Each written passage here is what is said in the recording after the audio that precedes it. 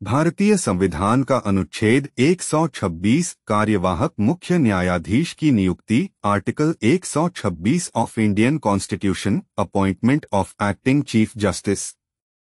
अनुच्छेद 126 भारतीय संविधान में कार्यवाहक मुख्य न्यायाधीश एक्टिंग चीफ जस्टिस की नियुक्ति से संबंधित है। यह अनुच्छेद तब लागू होता है जब भारत के मुख्य न्यायाधीश चीफ जस्टिस ऑफ इंडिया का पद खाली हो या वे अनुपस्थित हों या वे अपने कर्तव्यों का पालन करने में असमर्थ हों। अनुच्छेद 126 का मूल पाठ।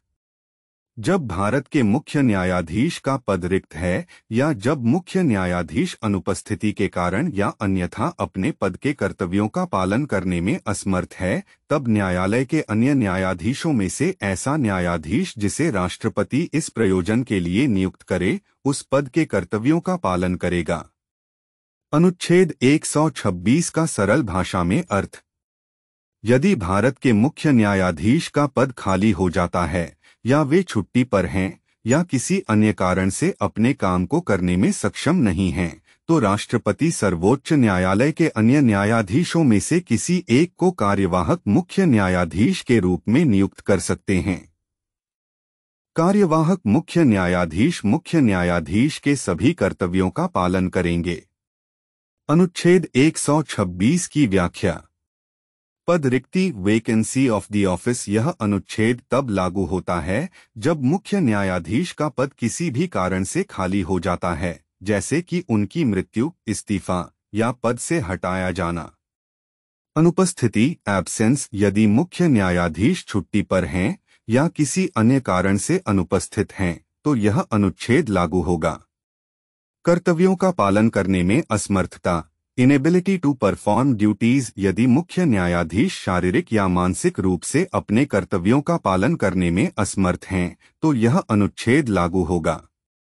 राष्ट्रपति द्वारा नियुक्ति, अपॉइंटमेंट बाय द प्रेसिडेंट। कार्यवाहक मुख्य न्यायाधीश की नियुक्ति राष्ट्रपति द्वारा की जाती है।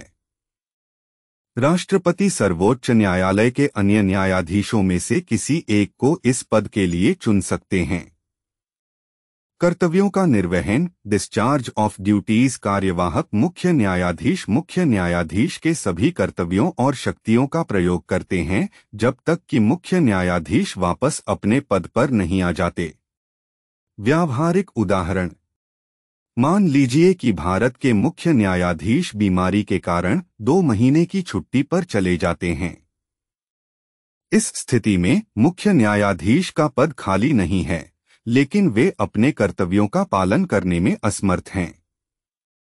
इसलिए राष्ट्रपति अनुच्छेद 126 के तहत सर्वोच्च न्यायालय के किसी अन्य न्यायाधीश को कार्यवाहक मुख्य न्यायाधीश के रूप में नियुक्त कर सकते हैं। यह कार्यवाहक मुख्य न्यायाधीश 2 महीने तक, जब तक कि मुख्य न्यायाधीश वापस नहीं आ जाते, मुख्य न्यायाधीश के सभी कार्यों का निर्वहन करेंगे।